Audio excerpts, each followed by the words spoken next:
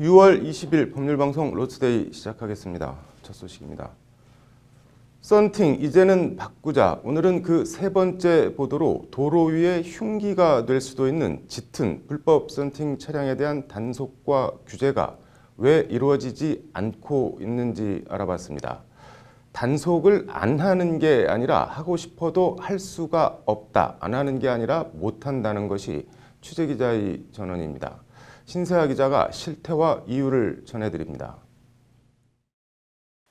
오늘 오전 경부 고속도로 하행선 잠원 나들목 부근입니다. 교통경찰들이 고속도로 전좌석 안전띠 위반 등 불법 행위를 단속하고 있습니다. 지나가는 차량을 꼼꼼히 들여다보며 조수석이나 뒷좌석 안전띠 미착용은 물론 애완견을 안고 운전하는 등 이런저런 불법 행위들을 찾아내 계도하거나 과태료를 부과합니다. 하지만 한눈에 보기에도 법에서 정한 가시광선 투과율을 지키지 않은 시커먼 불법 썬팅 차량들이 줄을 지어서 가고 있지만 이에 대한 단속은 전혀 이뤄지지 않고 있습니다.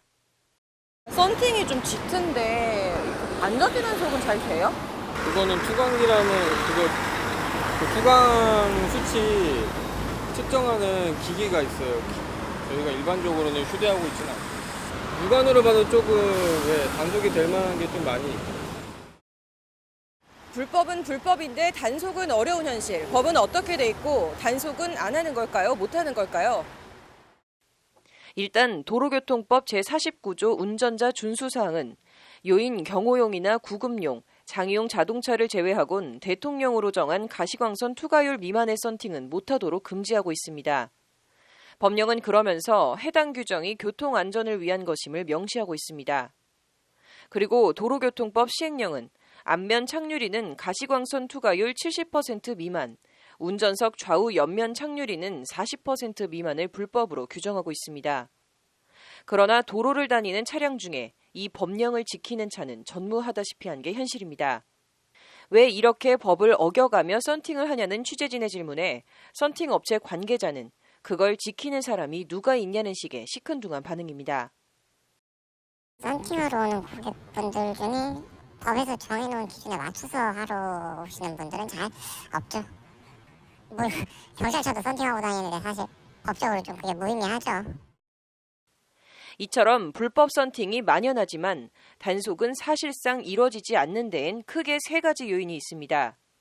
일단 단속에 대한 운전자들의 반발을 신경 안 쓸 수가 없습니다. 음주운전이나 안전띠 미착용 등과는 달리 짙은 썬팅이 불법이라는 인식 자체가 희박한 데다 왜 나만 단속하냐, 저 차는 왜 그냥 가게에 놔두냐는 식으로 항의하면 경찰로서도 딱히 대응하기가 힘든 측면이 있습니다. 거기다 단속을 해도 처벌 자체가 과태료 2만 원으로 교통법규 위반 가운데 가장 경미한 말 그대로 솜방망이 처벌입니다. 2만 원짜리 티켓 끊겠다고 운전자들의 반발과 저항을 무릅써가며 불법 썬팅을 단속하기가 경찰로서도 쉽지 않은 겁니다. 이와 관련 교통 전문가는 이런 점들을 감안하면 왜 단속이 안 이루어지느냐고 묻는 것 자체가 무의미하다는 자조 섞인 반응을 보였습니다. 실질적으로는 단속이나 규제가 거의 없다고 보는 게 맞을 것 같아요, 현재로서는. 그래서 왜 안 하냐고 경찰한테 물어보는 것도 무의미할 것 같아요. 거기다 기술적으로 보면 단속을 하려면 가시광선 투과율 측정기가 있어야 하는데 측정기 자체가 없는 경우가 허다합니다. 일선 경찰서에 가시광선 투과율 측정기가 있냐고 물어보니까 뭘 그런 걸 물어보냐는 식으로 없는 게 당연하다는 듯이 말합니다. 전혀 기구가 있어야지 그런 거 할 텐데 기구 자체도 지금 마련되어 있지 않고요. 캠핑 같은 경우에는 실제 한국 정부학회 조사 결과에 따르면 일선 경찰관들은 썬팅 단속이 제대로 이뤄지지 않는 원인으로 유명무실한 솜방망이 처벌을 꼽았고 그 뒤를 이어 썬팅 측정기 미비, 운전자들의 저항, 예산 및 장비 부족 등을 꼽았습니다. 단속을 할 동기나 모멘텀도 없고 단속을 하려 해도 측정기 등 관련 장비도 없고 한마디로 단속을 안 하는 게 아니라 하고 싶어도 못하고 있는 겁니다. 이 때문에 실효적인 단속을 위해선 음주 측정기처럼 가시광선 투과율 측정기 지급과 함께 과태료 부과 기준 현실화가 급선무라는 지적입니다. 경찰이 가시광선 투과율 측정기를 들고 단속하는 자체가 운전자에게 불법 썬팅에 대한 경각심을 심어준다는 겁니다. 지금 이 과태료 2만 원이라는 금액 자체가 솜땀망이 처벌에 가깝다 보니까 운전자도 공업사도 여기에 신경을 쓰지 않고 있는 것인데, 실질적인 단속 효과를 높이기 위해서는 과태료 부과 기준을 더 올려서 현실화해야 되지 않나. 교통 전문가들은 이와 함께 안전운전에 위협이 되는 불법 썬팅을 근절하기 위해선 운전자뿐 아니라 불법 썬팅 시공업자에 대한 처벌 조항을 마련해야 한다고 입을 모아 지적하고 있습니다. 실제 일본의 경우 상습 불법 썬팅 시공업자는 구속까지 할 수 있도록 불법 썬팅을 강하게 제재하고 있습니다. 솜방망이 규정이 운전자들을 눈뜬 장님으로 만들고 있습니다. 이에 대해 전문가들은 현 시장에서의 무리한 움직임보다는 단계별로 기준을 만들고 국민들의 공감대 형성을 함께 진행해야 그 효과가 발휘될 것이라고 조언했습니다. 썬팅 단속, 이제는 바뀌어야 되지 않을까요?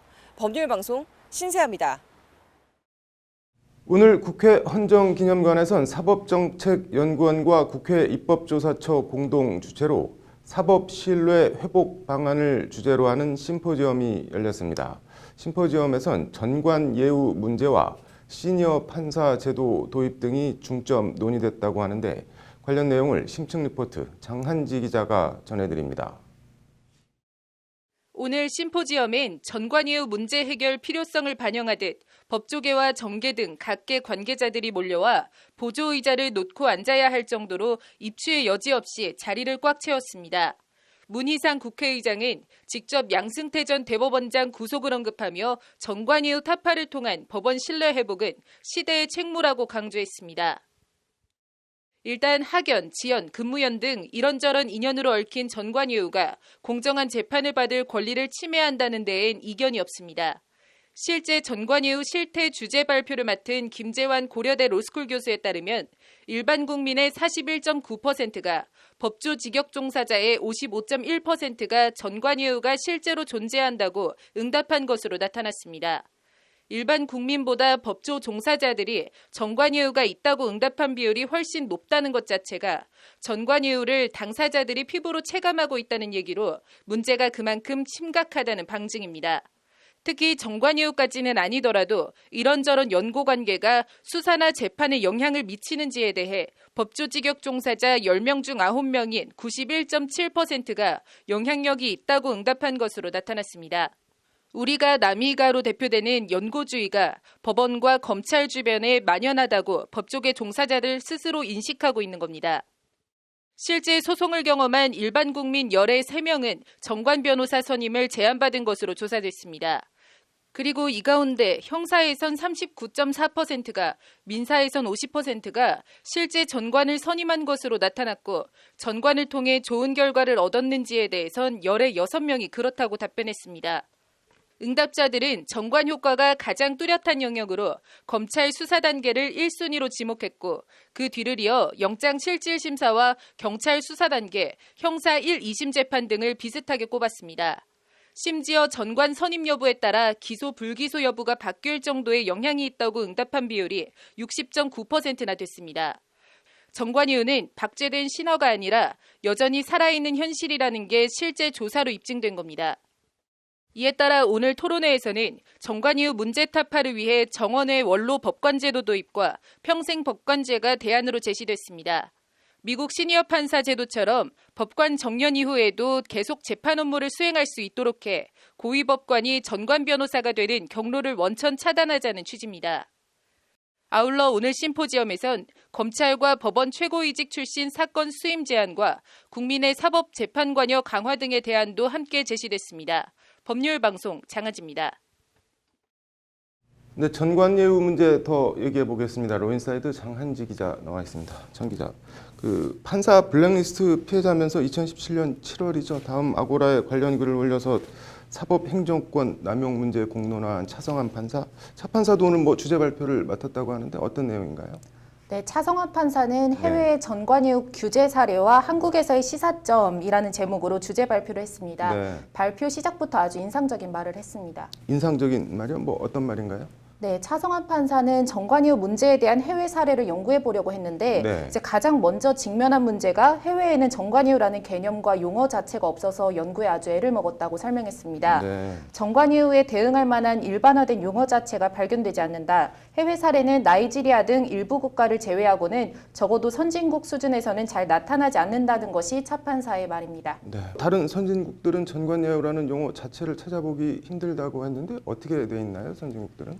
네, 일단 미국의 경우 네. 연방법원 판사는 종신직으로 네. 죽을 때까지 사실상 정관이 될 가능성 자체가 없습니다. 네. 주 판사의 경우에는 70세까지의 정년을 보장하고 있고 네. 퇴임 후에 변호사가 되더라도 당사자 의사소통 금지 규정 등 법관과의 접촉을 엄격하게 제한하고 있습니다. 네. 아예 뉴저지주 등 일부 주에서는 네. 전직 판사의 개업 후 소송 대리 자체를 금지하는 주까지 있습니다. 네. 우리나라와 같은 대륙법계 국가인 독일의 경우도 네. 이제 공무원 지휘법에서 퇴직 전에 재직했던 법원에서의 소송 대리를 5년 이내 범위에서 금지할 수 있도록 하는 근거 규정을 두고 있는 등 네. 대부분의 선진국에서는 상당한 제약을 하고 있는 겁니다. 네. 일본의 경우에는 판검사 출신 변호사들은 고객을 대하는 서비스가 없다라고 하면서 이제 소송 당사자들이 오히려 정관 변호사를 찾지 않고 있다고 합니다. 네.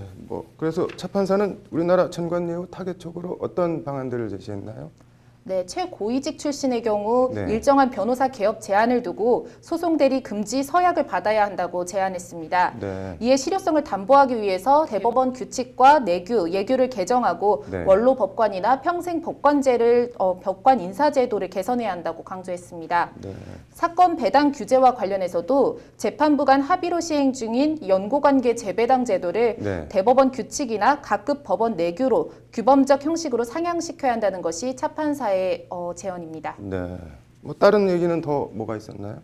차 판사는 또 변호사 단체의 역할도 강조했습니다. 네. 변호사 윤리 장전 등을 통해서 개업 제한, 소송 대리 금지 서약을 하게 하고 네. 위반할 경우에 징계 사유로 삼아야 한다는 게 차 판사의 말입니다. 네. 그러면서 무엇보다 국회 입법이 가장 중요하다고 말했습니다. 네. 법원이나 변호사 단체의 노력도 의미가 있긴 하지만 근본적인 해결과 강제력 부여를 통한 실효성 확보를 위해서는 네. 독일이나 미국처럼 헌법이나 법률을 바꿔서 제도적, 원천적으로 정관이후 문제를 차단해야 한다고 차 판사는 설명했습니다. 네. 사법부 불신의 근원, 사법적폐 전관예우 문제가 제도적으로 좀 해결이 됐으면 좋겠네요. 오늘 잘 들었습니다. 네, 다음 소식입니다. 내 땅을 무슨 이유에서 다른 사람 이름으로 등기를 한 이른바 명의 신탁을 했습니다. 법적으로 이 땅은 누구의 소유일까요? 대법원 전원 합의체 판결이 오늘 나왔습니다. 판결로 보는 세상입니다. 1998년 농지를 상속받은 A씨의 남편은 당시 농지법 위반 문제가 생기자 평소 알고 지내던 B씨 명의로 부동산 소유권 이전 등기를 했습니다. 그러던 2009년 남편이 사망하자 A씨는 B씨를 상대로 명의 신탁된 땅의 소유권 등기를 자신에게 넘기라며 소송을 냈습니다. 재판에선 농지법 위반을 피하려 다른 사람 이름으로 등기를 돌린 명의 신탁이 불법 원인 급여에 해당하는지가 쟁점이 됐습니다. 불법 원인 급여, 말이 좀 어려운데 쉽게 말해 애초 명의 신탁 자체가 불법 행위니만큼 땅을 돌려달라고 할 근거와 권리가 있는지 여부가 쟁점이 된 겁니다. 이와 관련 대법원은 지난 2002년 9월 명의 신탁 약정은 부동산 실명법 위반으로 그에 따른 물권 변동은 무효로 해당 부동산 소유권은 명의 신탁자에게 귀속된다고 판시한 바 있습니다. 명의 신탁의 경우 등기되어 있는 사람이 아닌 명의를 신탁한 실소유자의 소유권을 인정한 판결입니다. 1, 2심은 대법원의 이 판결에 따라 해당 부동산 소유권은 명의 신탁자에게 귀속된다고 판결했습니다. 사건을 넘겨받은 대법원은 사회적 파급력 등을 감안해 기존 판례를 변경할 필요가 있는지 따져봐야 한다며 사건을 전원 합의체에 회부하고 지난 2월 공개 변론을 열어 각계 의견을 수렴했습니다. 그리고 대법원은 오늘 대법관 9대4 의견으로 원고 승소 판결한 원심을 확정했습니다. 명의 신탁 약정이 당연히 불법 원인 급여에 해당한다고 단정할 수 없다. 명의 신탁자의 신탁 부동산에 대한 재산권의 본질적 부분을 침해할 순 없다는 것이 대법관 다수 의견입니다. 조희대, 박상옥, 김선수, 김상환 대법관은 부동산 실명법을 위반한 명의신탁은 불법 원인급여로 명의신탁 부동산에 관한 권리를 잃는다는 소수 의견을 냈습니다. 오늘 판결과 관련해 대법원이 이런저런 이유로 남의 이름으로 부동산을 등기하는 차명부동산이라는 불법 행위를 용인했다는 비판이 일각에서 제기되고 있습니다. 이에 대해 대법원은 부동산 명의신탁 규제 필요성에 깊이 공감한다면서도 다만 법원 판단에 의한 방법이 아니라 입법적 개선을 통해 해결해야 한다는 입장을 밝혔습니다. 불탈법이 용인되지 않도록 법제도 개선이 필요해 보입니다. 판결로 보는 세상이었습니다. 이어서 법조계 소식 전해드리겠습니다. 검찰은 오늘 문무일 총장이 이르면 다음 주 중 기자간담회를 열고 과거 사위가 지적한 검찰 과오와 관련해 대국민 사과 입장을 밝히고 재발 방지책을 발표할 예정이라고 밝혔습니다. 군사이버사령부의 정치관여 활동 지시 혐의로 기소된 김관진 전 국방부 장관이 오늘 열린 항소심 첫 공판에서 직권남용죄의 위헌 요소가 있다며 위헌법률심판 제청을 신청했습니다. 대한변호사협회는 4차 산업혁명 융합법학회와 공동으로 오는 21일 오후 1시 서울 역삼동 대한변협회관 14층 대강당에서 4차 산업혁명 법제개혁이라는 주제로 학술대회를 개최합니다.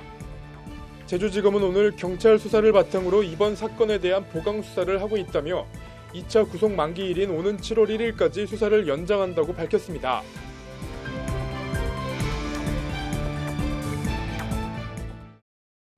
(6월 20일) 법률방송 로투데이 마치겠습니다. 시청해주셔서 감사합니다.